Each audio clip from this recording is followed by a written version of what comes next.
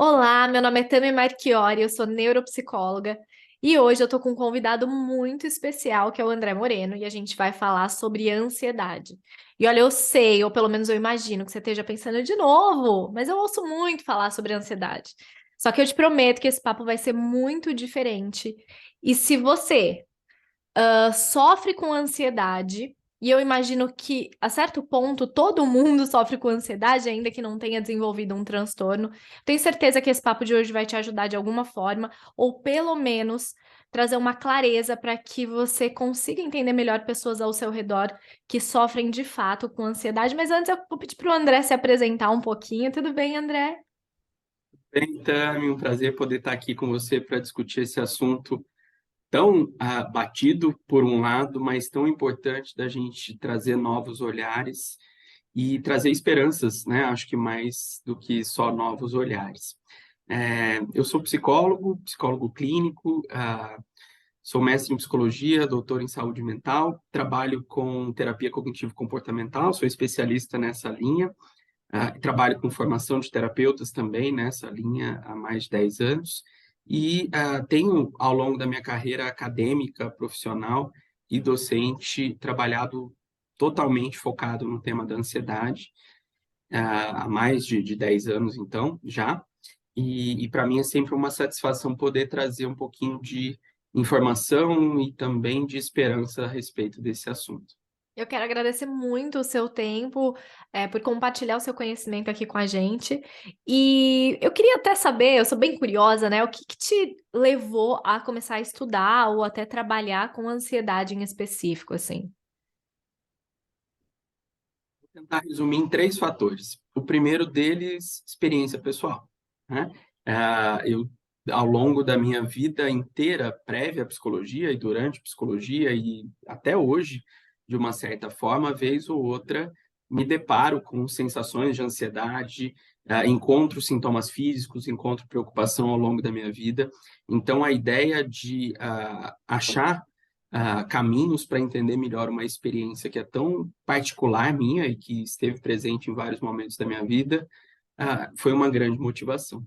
Outra delas é que estudar ansiedade é estudar basicamente todas as portas que a psicologia abre ao mesmo tempo. Então, a gente está estudando conhecimento biológico, né, base biológica de funcionamento, a gente está estudando neuropsicologia, a gente está estudando intervenções clínicas lá na ponta final, a gente está estudando motivação para tratamento ou motivação de forma geral, aprendizagem, enfim, uma área que aborda muitas das questões relacionadas a área que eu gosto muito de atuar, que é a psicologia.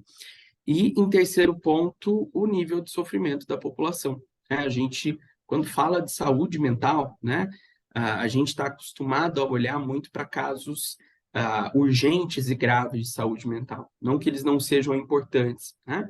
Mas quando a gente vai pegar em prevalência, eles não são os casos que mais acontecem na população de maneira geral. E aí acaba que a gente tem problemas muito frequentes que estão na mesa da maioria das famílias no cotidiano e que muitas das vezes não acham espaço ou para serem discutidos como deveriam ou para resolverem, né, para a gente achar um ponto de trazer perspectivas de resolução para esses problemas. Então, acho que essas três motivações em conjunto me apoiaram muito para começar nessa área e para mim fazem todo sentido até hoje para trabalhar nesse campo. Tem que fazer todo sentido para mim também, sim, com certeza. E assim, uma das coisas que às vezes as pessoas perguntam para mim, não sei se você já recebeu essa pergunta, mas é como eu acabo com a minha ansiedade, né? Você acha que seria funcional acabar com a ansiedade ou até o que que é essa ansiedade que a gente está falando, né? A primeira perspectiva que a gente tem que entender é que acabar com a ansiedade é impossível, mesmo que você queira muito, tá? Por quê? Acabar com a ansiedade significa acabar com uma resposta que ela é importante para nossa para o nosso estabelecimento no meio. Vou usar algo que acabou de acontecer aqui, também a mesma coisa eu te perguntar como que eu acabo com reflexo de tosse para o resto da minha vida, né? Você acabou de tossir de uma maneira muito protetora para a sua sobrevivência, né? Olha, eu engasguei um pouquinho, aí eu tossi, e aí isso me ajudou a me reestabelecer e estar bem no ambiente de novo, né? E a ansiedade tem muito dessa função. É a ansiedade que impede a gente de atravessar uma avenida movimentada sem olhar para os lados, é a ansiedade que impede que a gente vá em algum lugar perigoso sem a devida cautela para isso, é a ansiedade que faz com que a gente não se exponha totalmente ao ridículo em situações sociais, é a ansiedade que faz com que a gente busque um cuidado de um profissional de saúde quando tem um sintoma agudo. Enfim, a ansiedade tem uma série de funções protetoras para a nossa sobrevivência, e acabar com essa função protetora, primeiro que seria muito prejudicial, e segundo que ela não é nem possível. Por que que não é possível? Porque a gente lutou tanto em termos evolutivos para desenvolver a ansiedade, que é um contrassenso eu pensar em dar um passo, um retrocesso tão grande, porque eu não consigo lidar com esse evento. Tá? Agora, é importante a gente diferenciar que essa ansiedade evolutiva, adaptativa que a gente está discutindo, ela é muito diferente dos problemas que a ansiedade patológica traz, ou que os transtornos de ansiedade trazem, né? Quando a gente está dizendo desses problemas, aí sim nós estamos dizendo de problemas que trazem muito prejuízo e muito sofrimento, e que não é possível de acabar, porque eu imagino que a gente sempre vai ter, de alguma forma, que lidar com o desconforto de uma certa maneira, mas que sim é possível resolver esse problema dos transtornos de ansiedade, pelo menos na vida pessoal. Como que a pessoa ela consegue diferenciar? Ih, será que esse negócio que eu tô sentindo aqui, essa ansiedade evolutiva que o André falou? Será que tá nesse patológico? Será que eu tô no meio do caminho? A gente tem dentro é possível caracterizar isso de várias maneiras, mas todas as vezes que a gente avalia qualquer sintoma de interface de saúde mental, eu gosto de usar 3 réguas para medir se a gente está dizendo de algo que está me fazendo, que está me protegendo do meu ambiente ou que está me trazendo prejuízo. Essas 3 reguinhas são frequência, intensidade e duração. Se você tem uma ansiedade que ela acontece muito frequentemente, que quando ela aparece na sua vida, ela fica por vários dias, mesmo que o evento inicial não esteja mais presente, e que ela seja de muita intensidade a ponto de te causar muita desorganização, de prejudicar o seu trabalho, as suas relações, a sua qualidade de vida de forma geral, então isso indica com muita característica, com muita peculiaridade que a gente está dizendo de um transtorno de ansiedade. Né? Claro, a gente tem escalas específicas para medir isso, a gente tem entrevistas clínicas adequadas que podem nos ajudar a fechar esse diagnóstico, mas eu costumo dizer que as 3 reguinhas, frequência, intensidade e duração, são quase sempre significativas para a gente conseguir distinguir a pessoa que está num elemento importante de sofrimento, que precisa de ajuda para isso, de alguém que está experimentando uma transição temporária, e aí a ansiedade acaba sendo um elemento protetor. Sim. E tem uma coisa interessante aqui que me perguntam muito, né? Será que é isso? Será que é esse transtorno? Caixinha de Instagram, todo mundo quer diagnóstico, né? E eu acho que tem uma coisa importante aí que eu sempre falo assim: você não precisa se diagnosticar, né? Eu acho que o princípio é o seguinte: poxa, tá me gerando um prejuízo, um sofrimento, eu não tô conseguindo lidar com isso aqui sozinho. Vai buscar a avaliação de um profissional, tratamento, ajuda de um profissional. Você não precisa fechar o diagnóstico para ir em busca de um profissional. Se já está atrapalhando, sabe? Está atrapalhando suas coisas, seu dia a dia, está gerando um sofrimento, você não está conseguindo lidar com aquilo, já vai buscar ajuda, né? E até porque quando a gente fala de ansiedade, também tem um outro fenômeno que é muito particular do público ansioso, que é eles querem muito saber se alguns sintomas fazem parte de um quadro de ansiedade, de um diagnóstico de ansiedade. Mas me parece que depois que eles descobrem, toda a motivação para tratamento, ela vai embora. Então, algo que a gente recebe muito, né? Coração acelerado é sintoma de ansiedade? Dores de barriga podem ser sintomas de ansiedade? Respiração acelerada pode ser sintoma de ansiedade? Insônia pode ser sintoma de ansiedade? Dor de cabeça, tensão muscular pode ser sintoma de ansiedade? Sim, pode ser sintoma de ansiedade. Só que imediatamente, quando a gente dá essa resposta, sim, isso pode ser um sintoma de ansiedade, me parece que a pessoa do lado de lá escuta, ufa, não preciso fazer nada com isso, né? Aham. Não é grave o Sendo que suficiente. não é grave o suficiente, quando na verdade eu te dizer que isso é ansiedade deveria, na maior parte dos casos, ser visto como um sinal de maior gravidade ainda, porque isso para mim mostra que nós estamos entrando para um caminho em que nós não estamos dizendo de um sintoma isolado, em que você consegue ir lá na farmácia e medicar, e em 2, 3 horas você está bem. Nós estamos dizendo de um sintoma que ele vai se tornar crônico, e que crônico ele vai passar a atuar em áreas cada vez maiores da sua vida, e vai passar a te gerar cada vez mais prejuízo, e vai fazer com que você tenha que buscar cada vez mais respostas para mais sintomas. Então, ao responder que um sintoma isolado é um sintoma de ansiedade, isso está longe de ser um bom sinal. Na verdade, isso deveria acender a ideia de que assim, eu vou aproveitar que eu descobri que isso é um transtorno mental para procurar uma ajuda especializada, ao invés de imaginar que, ufa, isso é só coisa da minha cabeça.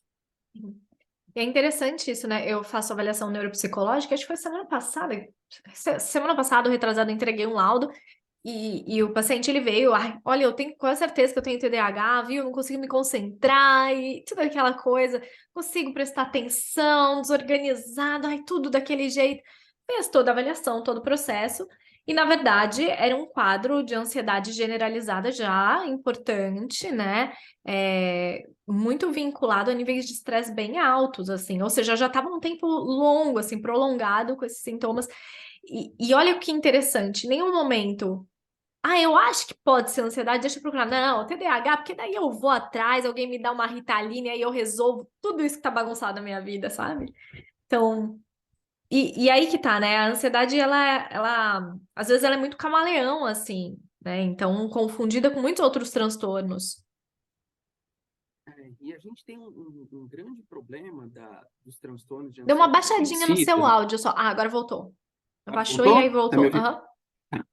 A gente tem um problema nos transtornos de ansiedade em si, vou pegar o que você citou de camaleão agora há pouco, que é, ela oscila em termos do funcionamento dos sintomas. Nós temos dois momentos dos transtornos de ansiedade, todos eles, que eles são muito ativos.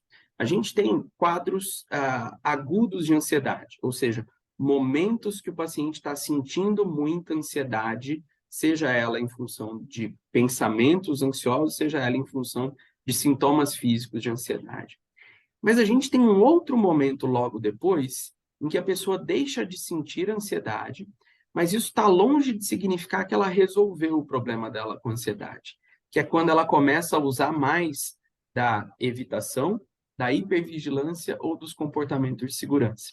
Então, quando a gente olha para a realidade de um paciente com ansiedade, com qualquer transtorno de ansiedade, a gente vai ver que ele tem momentos de picos de ansiedade, em outros momentos que ele aprende a evitar ou vigiar demais o que está gerando ansiedade nele, para que ele não tenha tantos sintomas de ansiedade. Só que essa evitação e essa hipervigilância, ou os comportamentos de segurança, ou seja, o que ele faz para não sentir ansiedade, são tão prejudiciais quanto os sintomas de ansiedade que ele estava lá atrás. Isso não indica que ele está melhor, ou que o quadro dele se estabilizou, ou que ele não tem tantos sintomas mais, mas que ele está apresentando sintomas diferentes de um mesmo quadro diagnóstico. Né? Um dos exemplos que eu cito para ilustrar isso é o exemplo da pandemia que a gente viveu agora há pouco. Né? Vamos pegar um quadro de um paciente com transtorno de ansiedade social. Eu tenho muita ansiedade a respeito, muitos pensamentos ansiosos sobre o que as outras pessoas vão pensar de mim, e quando eu estou exposto socialmente, eu tenho sintomas físicos com medo do que outras pessoas vão pensar a meu respeito. Quando a gente entrou num lockdown e essa pessoa deixou de ser exposta a julgamentos sociais, isso significa que o transtorno de ansiedade dela foi resolvido? Não. Significa que ela está usando, no caso, não voluntariamente, mas que a única coisa que aconteceu é ela está evitando situações onde a ansiedade dela vai voltar a aparecer. Né? Só que isso tem um grande problema na vida dos pacientes, porque eu costumo dizer que todo transtorno de ansiedade ele é extremamente ganancioso. Ganancioso no sentido de que ele nunca está satisfeito com o que ele toma da sua vida. Então, quando você começa a evitar algumas coisas para ficar tranquilo em função da ansiedade, pode saber que isso é temporário e que em bem pouco tempo você vai ter que passar a evitar cada vez mais coisas para não voltar a sentir ansiedade. Isso acontece com todos os transtornos de ansiedade e é o que faz com que os quadros vão ficando cada vez mais graves. Então, as pessoas começam a abrir mão de algumas coisas para não sentirem tanta ansiedade assim, e daqui a pouco, dali a 2, 3, 5 anos, quando elas vão olhar para suas vidas, elas já abriram mão de uma série de situações ocupacionais, relacionais, de lazer, de situações, de desafios importantes na vida, pelo simples fato de não sentir ansiedade. Então, se a gente está lidando com um transtorno que ele é extremamente ganancioso, ceder não pode ser uma opção, porque ele sempre vai querer mais. Nossa, perfeito isso, é verdade. E a gente vê isso claramente com os pacientes. É muito claro isso que você falou, assim, essa fotografia. Deixa eu até puxar um fio aí, você falou da questão da pandemia. E antes da gente começar a gravar aqui, eu estava conversando com o André, e eu falei, nossa, André, né? Eu chegando aqui com as boas novas de 10 anos atrás, falei assim, eu estava vendo algumas pesquisas aqui mais antigas, mas que um pouquinho mais de 9% da população brasileira sofre com algum transtorno de ansiedade, o que é muita gente. E ele falou, Tami, isso antes da pandemia, porque depois ficou bem maior esse número, assim. Fala um pouquinho disso pra gente, assim, porque realmente me impressionou muito, mesmo trabalhando com saúde mental há tantos anos. Eu tenho dito que a gente está passando por um momento de. A gente citava lá as ondas do Covid, né? A primeira, a Uhum. segunda, a terceira onda do Covid. E para mim, agora nós estamos passando pelo tsunami da ansiedade, né? Porque o aumento do número de casos de todos os transtornos de ansiedade de maneira geral é incrível, né? Quem trabalha com psicologia clínica talvez esteja vendo isso claramente. Quem tem uma boa conversa com familiares, quem observa as mesas, né, familiares consegue ver isso claramente. Quem vende medicação vê isso claramente.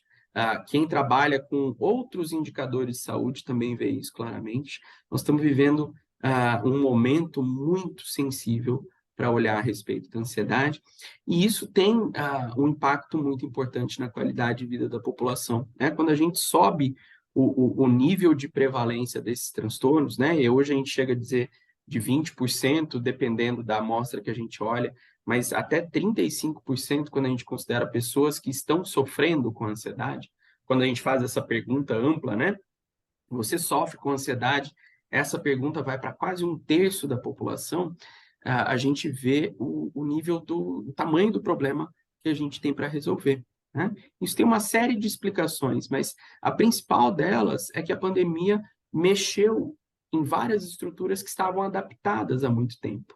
E se a ansiedade é uma resposta de adaptação, a gente vai passar a ter mais ansiedade em cenários que a gente está mais desadaptado, né? Então, quando a gente olha para todos os transtornos de ansiedade, né, ansiedade social, transtorno do pânico, ansiedade generalizada, a gente observa, sem dúvida, um aumento muito grande da prevalência em função dessa desestabilização que a gente passou nos relacionamentos, no nosso corpo e também na forma como a gente lida com ameaças. E aí tem aquela coisa bem interessante, né? Então é muita gente, obviamente. As pessoas falam disso, as pessoas falam muito mais de saúde mental hoje do que há tempos atrás. Então, é divulgada muita informação sobre ansiedade. A gente tem muitas coisas sobre ansiedade por aí, só que ao mesmo tempo parece que isso não diminui esse número de pessoas sofrendo com ansiedade, né? O que que você acha disso? Eu acho que a nossa abordagem ao problema da ansiedade vem sendo feita de uma forma equivocada. Se você pegar na última semana, eu tenho certeza que se você for avaliar os grandes portais de notícia, você vai se deparar com pelo menos uma ou duas notícias nos grandes portais, não Uhum. específicos, que falam sobre ansiedade. Isso é muito bacana, né? Quando eu comecei a trabalhar com ansiedade, 10 anos atrás, né? Para a gente que Uhum. trabalha com saúde mental, sabe que ter esse impacto na mídia hoje é fantástico. Espero que a gente aumente cada vez mais, mas já é um número assim inimaginável há anos atrás. Mas se você for olhar a natureza de todas essas reportagens, de todas essas matérias, elas vão cair mais ou menos no mesmo script, que é uma explicação sobre o que é ansiedade, uma explicação para que você consiga fazer o seu diagnóstico, e no final de toda a matéria, dicas que você pode utilizar para diminuir os seus sintomas de ansiedade. Só que aqui a gente tem um problema importante. Nós estamos lidando com um fenômeno que ele é muito complexo. A ansiedade, ela é tão difícil de definir que ela não é nenhuma coisa só. Elas são quatro coisas ao mesmo tempo. Ansiedade é pensamento, emoção, comportamento e reação fisiológica, tudo junto. Então, o conjunto dessas quatro situações, quando elas estão relacionadas à ameaça, eu dou o nome de ansiedade. Então, se eu tenho quatro coisas importantes para lidar, o pior que eu posso fazer é te dar a ilusão de que com algumas dicas e com algumas pequenas mudanças no seu cotidiano, você vai dar conta de um problema tão grande na sua vida, né? Então, a minha impressão é que quando a gente usa esse linguajar, né, eu vou te dar alguma dica, eu vou te ensinar uma coisinha que vai te ajudar a lidar com a ansiedade, eu não estou indo no cerne do problema, que é, você não vai resolver o problema da ansiedade enquanto você achar que você vai resolver ele com dica. Você vai começar a resolver o seu problema com ansiedade quando você estiver frente a frente com ele, quando ele estiver na sua prioridade, né? Quando ele estiver no primeiro compromisso da sua agenda. E aí sim, todas essas orientações fazem muita diferença, mas principalmente quando elas são usadas de maneira intencional, ou seja, por alguém que já está no percurso de enfrentar a ansiedade, e não para alguém que acha que uma pequena alteração vai fazer isso, né? A gente tem estudos muito recentes que mostram isso. Tem um muito novo agora, de 2022, que compara talvez o grande aliado que todo mundo cita para transtorno de ansiedade, que é o exercício físico, né? Algo que não faz mal para ninguém e algo que é extremamente recomendado quando a gente diz a respeito de ansiedade. E esse estudo mostra que, na verdade, a prática de exercício físico isolada, ou seja, sem nenhum elemento terapêutico, ela não tem efeito nenhum na melhora substancial de sintomas de ansiedade no médio e longo prazo.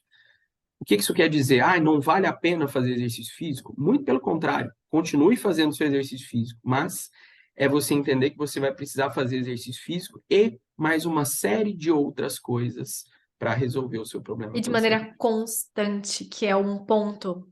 Às vezes as pessoas fazem essas mudanças, né, que são importantes, são intervenções válidas, a gente sabe, mas assim, nossa, eu fiz 15 dias. É, né? E eu falo para meus pacientes uma frase que nem é minha, é de uma nutricionista que eu acho bem bacana. Melhor um 7 constante do que um 10 esporádico, porque as pessoas começam também, então tá, vou fazer uma hora de exercício, vou meditar 30 minutos, eu vou alterar, vai durar uma semana. Exato. E principalmente para a ansiedade, também, que nós estamos dizendo de atividades, de estratégias de enfrentamento, que elas são muito difíceis de serem colocadas em prática, tá?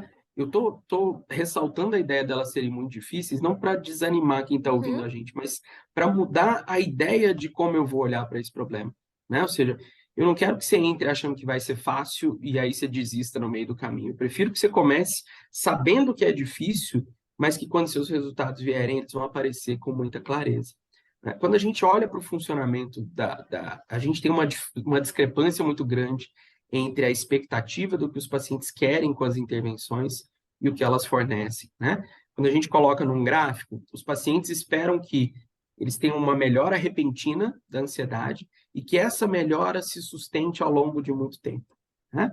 Na verdade, tudo que a gente sabe que oferece uma melhora repentina para a ansiedade, se você fez algo para a ansiedade que em 2, 3 semanas fez uma mudança muito grande na sua vida, provavelmente isso é uma evitação, uma hipervigilância ou um comportamento de segurança. Isso não é intervenção, tá? Ou seja, provavelmente isso vai te fazer pior ao longo de mais tempo. Porque quando a gente olha o crescimento de resultados, quando a gente trabalha com ansiedade, a gente olha para uma curva que a gente chama de exponencial. Você vai ter pouquíssimos resultados nas 2, 3 primeiras semanas, mas quando seus resultados começam a vir, você vai crescer muito rápido, tá? Por quê? Porque nós estamos falando de habilidades que precisam ser treinadas. E se elas precisam ser treinadas, é porque, honestamente, no começo você é ruim nelas. Então, você vai dar conta de enfrentar melhor a ansiedade quando você estiver bom nessas habilidades. E para que você fique bom, você vai ter que treinar elas durante um tempo, de maneira constante e repetitiva, até você dar conta desse processo. Isso. Você falou a palavra-chave, né? Que quem trabalha com TCC usa muito, que é a questão do treino. Porque a ideia de que em algum momento, qualquer intervenção que você está fazendo vai virar uma chave, né? Exceto um benzodiazepínico que vai fazer isso, mas que a ideia de que você vai virar uma chave em algum momento, ups, psicólogo falou isso, agora eu tô bem, tô funcionando. Não vai acontecer dessa forma porque é um treino, é a mesma coisa de eu chegar hoje, me olhar no espelho e falar, bom, eu quero a barriga da Sabrina Sato. 5 dicas para a barriga da Sabrina Sato. Vai lá, Tami. Dá um dia eu como ovo com batata doce, faço ali 500 abdominais, como que vai estar minha barriga amanhã? Exatamente a mesma coisa, não é? Aham, Então, é o exatamente. mesmo princípio. Para eu ficar com a barriga da Sabrina Sato, primeiro eu preciso querer bastante, né? Porque vai me demandar energia, esforço e incômodo. Essa é uma palavra que eu acho muito interessante usar, porque o processo de melhora muitas vezes é incômodo. E esse processo que o André está falando de evitação, de comportamentos de segurança e por aí vai, eles mantêm a gente numa zona muito confortável. Ah, isso é uma armadilha, né? Porque a gente fala, eu quero curar a ansiedade para sentir conforto. Daí você começa a fazer a intervenção e fica desconfortável. E daí você fala, deixa pra lá, deixa eu ficar aqui onde eu tô. Né? Então, se eu quiser a barriga da Sabrina Sato, isso vai gerar desconforto, porque eu vou ter que fazer exercício, vou ter que parar de comer o chocolate que eu adoro, vai demandar uma energia, vai demandar tempo. Vai demandar Tem uma tempo. outra questão, né, Tami, que é por quanto tempo, o que que você vai fazer quando você tiver a barriga da Sabrina Sato? Né? Porque se ao chegar lá, você falar assim, ok, tenho a barriga da Sabrina Sato, tirei uma foto e vou voltar a fazer tudo que eu fazia antes, você vai voltar a ter A barriga da o Tami. mesmo corpo que você tinha antes, né? O mesmo padrão que você tinha antes, né? Então, esse é um dos pontos também importantes, né? Quando a gente fala de questões de enfrentamento à ansiedade, nós estamos dizendo não de uma mudança que ela é estratégica, temporal, e aí depois disso você vai voltar a fazer tudo que você fazia antes da mesma forma, né? Porque justamente fazer o que você fazia antes foi o que te colocou no ponto da ansiedade, né? Você sente ansiedade justamente por fazer o que você fazia antes. Então, se você volta a fazer tudo que você fazia antes, sem dúvida, você vai voltar a sofrer do mesmo problema. Então, a pergunta que não quer calar, ansiedade tem cura? A ansiedade tem cura. Muitas das vezes a gente tem uma ressalva muito grande de usar a palavra cura dentro da saúde mental, né? Porque, e é uma cautela, inclusive, necessária, porque a população entende cura de uma maneira principalmente terceirizada, ou seja, que eu vou em algum lugar, ou eu vou tomar alguma coisa, ou vão me aplicar alguma coisa, ou vão me sedar e vão fazer algum procedimento que depois disso eu não tenho mais nada. Né? Essa é a visão popular de cura. Quando, na verdade, cura não significa nada mais do que ausência de sintomas e melhora da qualidade de vida frente a uma doença. Tá? Se a gente considera ausência de sintomas e melhora da qualidade de vida frente aos transtornos de ansiedade, a gente pode dizer sim que intervenções bem-sucedidas curam ansiedade, porque elas resolvem sintomas e elas fazem com que as pessoas tenham qualidade de vida melhor do que elas tinham antes das intervenções. Né? A grande questão é que esse não é um processo terceirizável.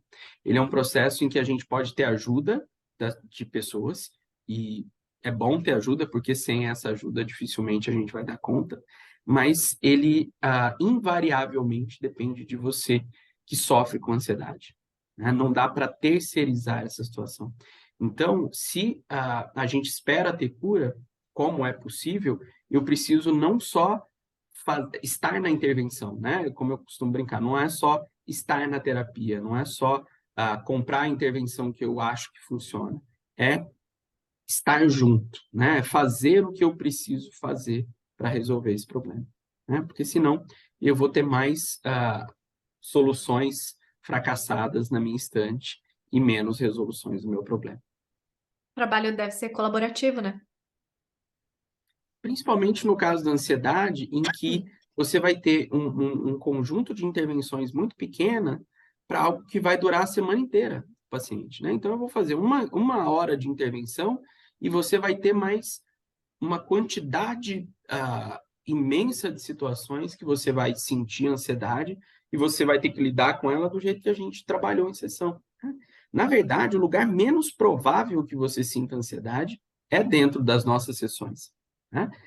O problema é fora delas, né? O problema que a gente precisa enfrentar, onde a gente precisa exercitar as habilidades que foram treinadas, é fora de sessão, né? Então, se a expectativa é que eu vou em uma sessão e essa sessão vai resolver o meu problema, ou que eu vou estar em algum tipo de intervenção, que eu vou assistir vídeos, vou assistir essa entrevista, por exemplo, e vou sair dela com a minha resolução do meu problema de ansiedade, você não vai. Porque você pode até passar a entender mais sobre a ansiedade, e isso é muito importante. Mas entender mais sobre a ansiedade não garante nem um pouco que ela vai diminuir em termos de enfrentamento de sintomas. Sim. E a gente está falando muito dessas intervenções. Que intervenções são essas que são recomendadas e que podem trazer a cura da ansiedade, então?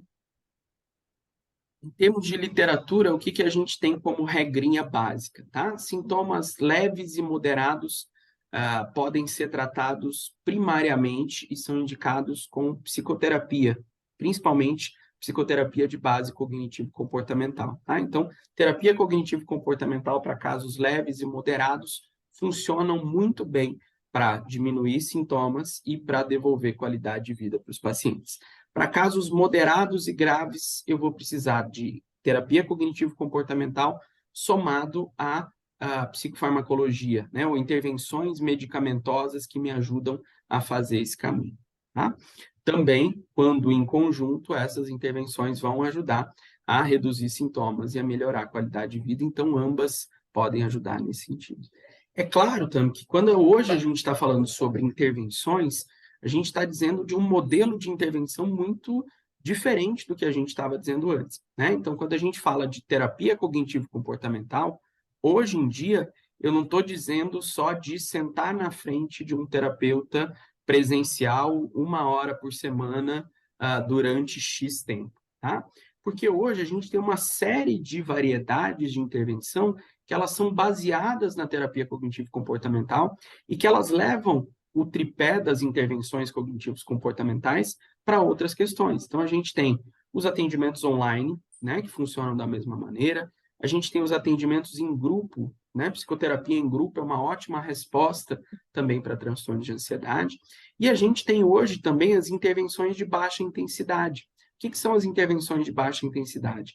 São aquelas intervenções onde eu levo o racional do tratamento, ou seja, a pessoa tem acesso à base do tratamento com intervenções gravadas por um psicólogo ou através de um livro, ou de um programa de um aplicativo, uma interface, e essa interface vai ajudar para que ela faça o restante do caminho, né? Lembrando sempre que em cada uma dessas intervenções, em todas elas, na verdade, o que tem de base é eu vou ajudar com o processo enquanto você, paciente, vai fazer o caminho, tá? Isso pode ser feito com terapia individual presencial, com terapia online 1 a 1, né, ao vivo, com terapia em grupo, com intervenções de baixa intensidade, como programas de intervenção ou como livros, mas a única coisa que a gente sabe que é conjunto em todas elas é você precisa seguir o seu caminho. Ninguém vai poder fazer o seu caminho por você. O melhor destaque que a gente mostra hoje na literatura é essas intervenções que eu citei, essas 4, elas são quase semelhantes em termos de resultado, quando o paciente é ativo. Quando o paciente não é ativo, nenhuma das 4 funciona. Tá? Ou seja, você pode ir no melhor especialista de ansiedade. Se você sentar na frente daquele especialista e ele trabalhar um monte de coisa com você, e você imaginar que você só vai voltar a olhar para esse assunto na próxima semana ou na próxima sessão, infelizmente, não há o que fazer. E eu imagino que as pessoas estejam pensando onde eu encontro terapeuta assim, ou esses grupos, ou tenho acesso a esses livros, ou aplicativos, ou curso. Você tem indicações, ou porque as pessoas às vezes não sabem nem como filtrar, onde procurar. E eu já recebi muito, imagino que você também, pessoas que foram atrás de terapia, mas não eram terapeutas que trabalhavam com determinadas abordagens ou nem sabiam manejo para ansiedade, e aí sai igual, às vezes pior. Então, como que as pessoas podem filtrar isso ou esses caminhos assim?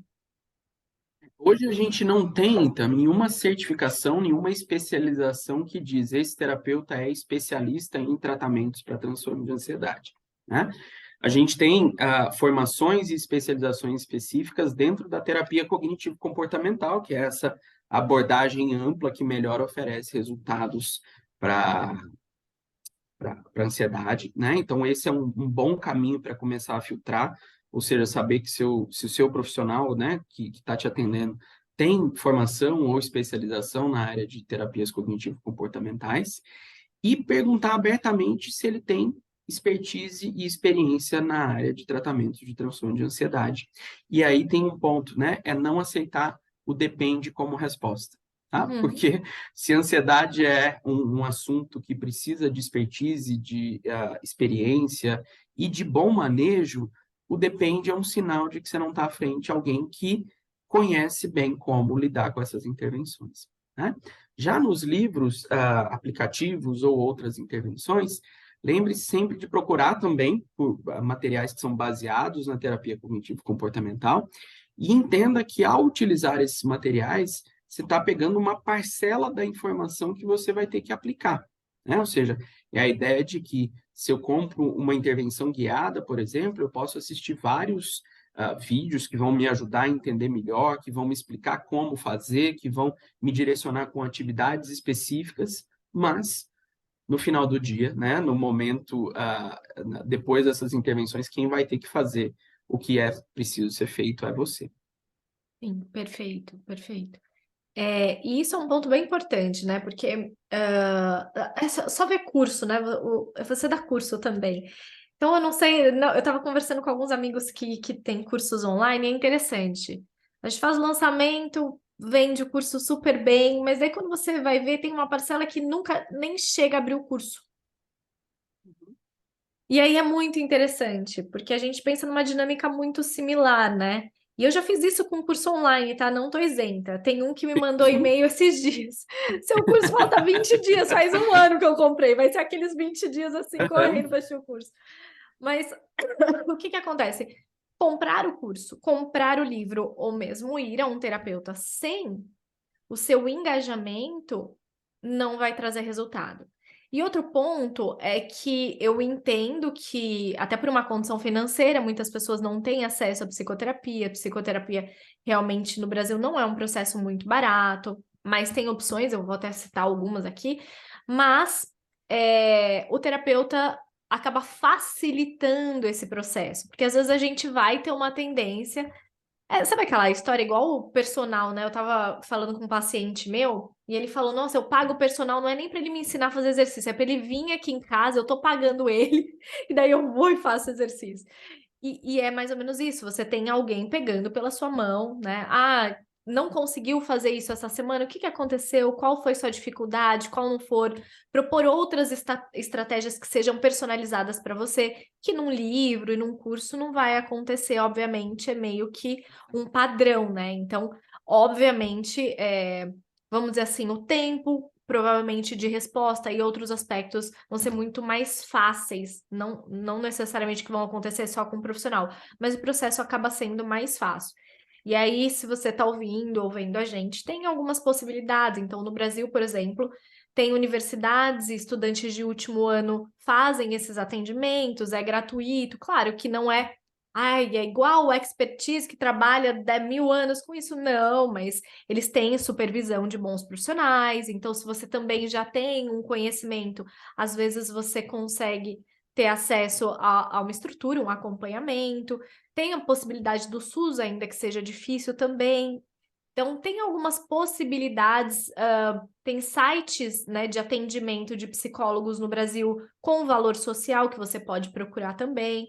Então, não necessariamente você vai procurar pessoas que são muito experientes, como a gente está falando, que seria o adequado, o melhor dos mundos. Mas se você tiver um conhecimento, se você tiver olhado e tiver esse acompanhamento, com certeza, e tiver o seu engajamento, né, o seu processo, a sua parte ativa, com certeza isso pode te ajudar. Pelo menos na minha opinião, o que que você acha? Acho que faz todo sentido. A realidade é, quanto mais motivado eu estou, quanto mais eu entendi que é a hora de resolver esse problema e eu estou a fim de colocar toda a minha energia nisso, mais você pode optar por um material mais pronto, mais estruturado, né? Então, Uhum. mais um livro ou uma intervenção de baixa intensidade vai te ajudar. Quanto mais desmotivado você está, ou mais em dúvida do processo, ou sobre a sua prontidão, ou menos clareza você tem sobre quanto que você está disposto a entregar, mais você vai precisar do papel ali, né, de alguém que vai te ajudar a ir resolvendo problemas individualmente, né, Tânia? Uhum. Aqui eu acho que eu só faço uma ressalva para a gente não confundir cursos que falam sobre ansiedade com intervenções sobre ansiedade, né? Uhum. Então, a gente tem, e eles não são concorrentes, tá? Eu posso fazer um curso em que eu vou entender mais sobre o que é ansiedade, mas uma intervenção, ela não pode me mostrar só o que é, ela tem que me mostrar como eu vou enfrentar a ansiedade e por quê. Ou seja, que elementos de motivação eu vou intrinsecamente procurar dentro de mim para conseguir enfrentar esse problema. Né? E aí, logicamente, né, se eu estou dizendo de intervenções nesse sentido, não vai ser um curso, por exemplo, que você vai assistir lá uma aula, ou duas, ou três, ou quatro, ou cinco, e vai falar, pronto, resolvi. Né? Porque nenhum problema de ansiedade vai resolver, como a gente está dizendo, enquanto você assiste, enquanto você lê, enquanto você está na terapia. Eles vão se resolver fora disso, a partir do que você colheu ali dentro. Sim, exatamente. Voltando àquela analogia, né? Você saber como faz o movimento para fazer o abdominal não vai fazer sua barriga ter tanquinho. Você tem que deitar lá, treinar e é mais ou menos isso. André, você tem tantos anos de experiência com ansiedade, você tem algum material seu, alguma coisa que você produza em específico em relação a isso, que pode ajudar as pessoas, ou enfim? Eu trabalho com psicoterapia, né? Com Uhum. psicoterapia individual, trabalho com formação de terapeutas na área de ansiedade, mas eu tenho também uma intervenção de baixa intensidade que ela chama método extremo, tá? E ela tem esse nome por pegar o pilar os três pilares da terapia cognitivo-comportamental e colocá-las dentro de um formato de intervenção. Então, ela trabalha as exposições, o treinamento de habilidades e a modificação de comportamentos, por isso que eu coloquei extremo como o nome dessa intervenção. Só para você ter uma ideia de como ela depende de você, né? Uhum. Mesmo que você adquira essa intervenção, o que você vai ver lá?